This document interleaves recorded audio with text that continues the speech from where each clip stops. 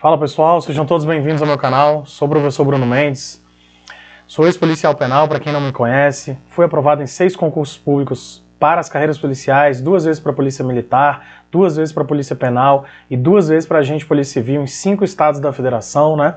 Atuo aí como professor em cursos de graduação e pós-graduação em segurança pública e atividade policial em algumas instituições aqui no Distrito Federal. Atuo também em preparatórios para concursos públicos, né? E hoje eu vou trazer aqui um assunto muito importante, principalmente para você que vai fazer prova para o sistema penitenciário, para as polícias penais, né? Que é o assunto chamado estado de coisas inconstitucional. Então nós veremos aí o conceito, nós veremos de onde surgiu o estado de coisas inconstitucional e o que significa na prática dentro do contexto aí do cumprimento de pena privativa de liberdade, tá? Então, na tela aí com vocês, o estado de coisa inconstitucional, né? Ele surgiu aí da ADPF número 347, que a gente vai ver também aqui, tá?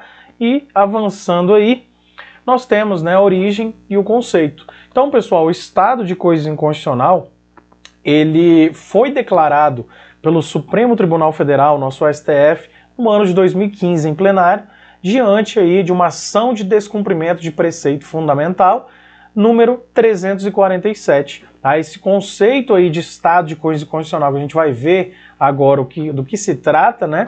Ele veio lá da Corte de Justiça colombiana, né? Que também tem lá o estado de coisa inconstitucional, vive, né, melhor dizendo, o estado de coisa inconstitucional, o sistema penitenciário do país da Colômbia, né? Temos aí outros diversos países, e principalmente aqui na América do Sul, na América Latina, países com problemas sérios e graves em relação ao sistema penitenciário, né? Nosso vizinho aqui mesmo, o país da Argentina, sofre muito, né, com o estado de coisa inconstitucional lá no âmbito de seu sistema penitenciário, tá? E aqui também não é muito diferente, né?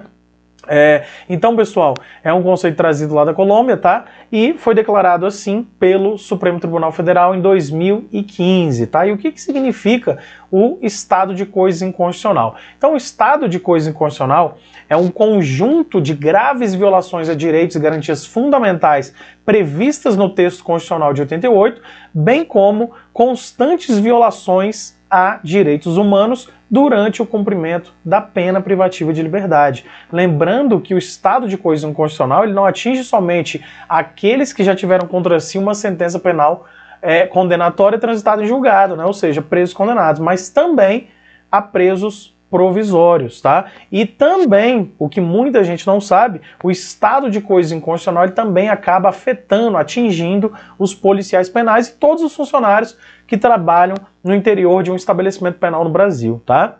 Essas são mazelas que afetam gravemente não só a preso, mas também ao policial penal, tá? E então, esse é o conceito e a origem, né, num breve histórico aqui, do estado de coisas inconstitucional, tá? E aí a gente vai seguir falando aí sobre o estado de coisa inconstitucional e trazendo os problemas que resultaram nesse chamado estado de coisa inconstitucional que foi declarado pelo Supremo Tribunal Federal, né? Então eu trouxe aqui como fatores ou problemas, tá, que resultaram no estado de coisa inconstitucional, elenquei aqui 5 desses fatores ou problemas, né, graves.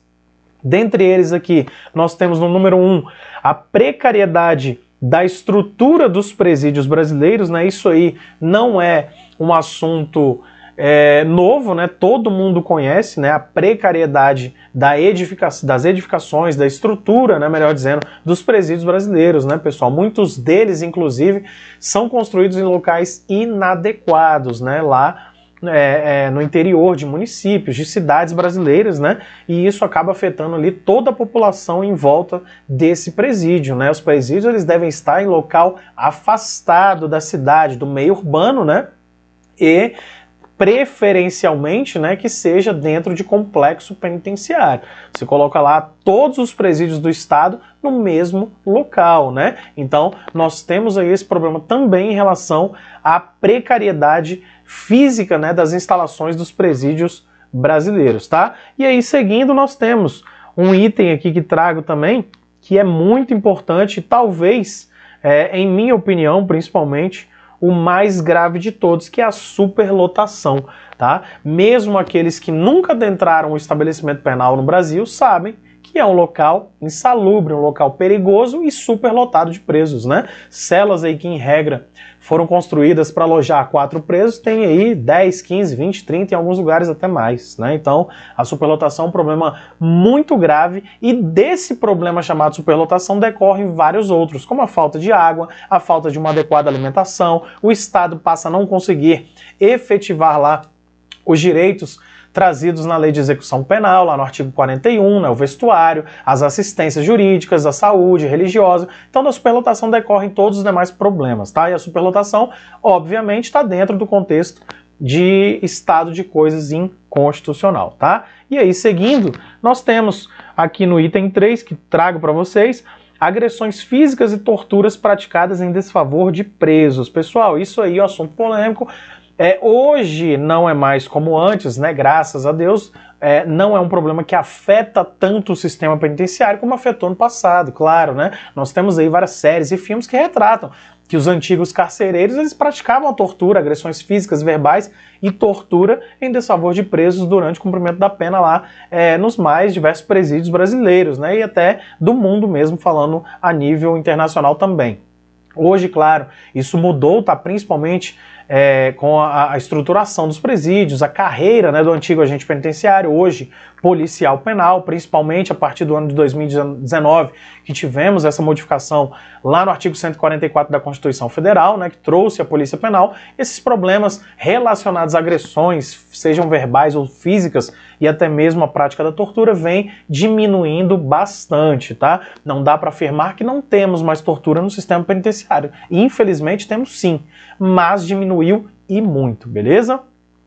E aí, seguindo, item 4, nós temos a não efetivação dos direitos previstos na Constituição Federal e também na Lei 7.210 de 1984, que é a nossa Lei de Execução Penal. Então, pessoal, quando o Estado passa a não conseguir mais garantir aqueles direitos previstos na Constituição Federal, que não devem ser atingidos pela sentença penal condenatória, como, por exemplo, a integridade física e a vida dos presos, nós passamos a ter vários outros problemas dentro do sistema penitenciário, né? Nós temos também os direitos trazidos lá na LEP, né, na Lei de Execução Penal, no artigo 41, que também o Estado não consegue fornecer, como vestuário, alimentação adequada, a assistência à saúde, assistência material, assistência jurídica, dentre outros, né, direitos previstos na lei e também na Constituição Federal, que o Estado, o poder público, ele passa a não conseguir efetivar, tá? Isso por causa da superlotação e diversos outros problemas, né? Dentre eles, o que vamos ver agora, e trouxe aqui no item 5, né? A omissão estatal, né? O sistema penitenciário, ele sofre aí ao longo de décadas, né? A omissão estatal, a omissão por parte do poder público, né? Então essa omissão fez com que surgissem ou se agravassem também esses problemas que acabamos de falar aqui, tá? Então, esses são 5 itens que eu considero como os mais graves problemas que resultaram, né, no estado de coisas inconstitucional declarado no ano de 2015 pelo STF no sistema penitenciário brasileiro, tá? E aí, seguindo, trouxe aqui para vocês também os problemas decorrentes do estado de coisas inconstitucional. E dentre desses principais problemas, né, nós podemos aí citar o surgimento das chamadas facções. Pessoal, facções, né, um termo que a gente fala, um termo que surgiu em presídios, né, em estabelecimentos penais, que é aquele agrupamento, aquela organização de presos, né, para atuarem ali contra o sistema, né? E isso se estendeu ao lado de fora. Surgiram aí também as organizações criminosas, que se confundem, tá? Esses nomes são idênticos, tratam da mesma coisa. Facção e organização criminosa é a mesma coisa, né? Nós temos a Lei 12.850 do ano de 2013, que traz lá o conceito, no parágrafo 1º, artigo 1º, de organização criminosa, né, que é aquela estrutura ordenada de 4 ou mais integrantes, né? Então tudo isso, tá, pessoal, resultou aí da superlotação, do estado de coisa inconstitucional e todos esses problemas que a gente vê aí acontecendo nos estabelecimentos penais brasileiros, no sistema penitenciário, principalmente dos estados da Federação e do Distrito Federal, né? A União não sofre ainda com alguns desses problemas, como a superlotação, tá, que não atinge o sistema penitenciário federal, Então, é mais agravado, esses problemas são mais agravados, né, no sistema penitenciário dos estados e do Distrito Federal, tá? Então, surgimento das facções ou organizações criminosas, né? Terminologia trazida, apresentada aí no âmbito dos presídios, como facções, e que quer dizer a mesma coisa que organização criminosa, desde que obedeça lá os requisitos apresentados, né, na Lei 12.850 de 2013, né, mas em regra é a mesma coisa, tá? As facções são hoje as organizações criminosas, beleza? E aí, trazendo aí na tela, item 2, outro problema, né, decorrente aí do estado de coisa constitucional, que são as mortes ocorridas no interior dos estabelecimentos penais, mortes principalmente de presos, né, que vivem em guerra entre as facções, organizações criminosas, né, pelo domínio ali do tráfico de drogas na rua e acaba se estendendo, né, ao estabelecimento penal, né, eles vivem lá em conflito, né, então hoje nós temos aí esse problema muito grave também que atinge estados da federação de forma mais acentuada, né, como o estado de Manaus, o estado do Rio Grande do Norte, até 2016, 2017, sofria muito com esse problema, né? Então nós tivemos aí, e temos ainda, muitas mortes que ocorrem no interior dos estabelecimentos penais brasileiros devido à guerra entre facções, organizações criminosas, tá? Então esses são os problemas mais graves decorrentes aí do estado de coisas inconstitucional, tá?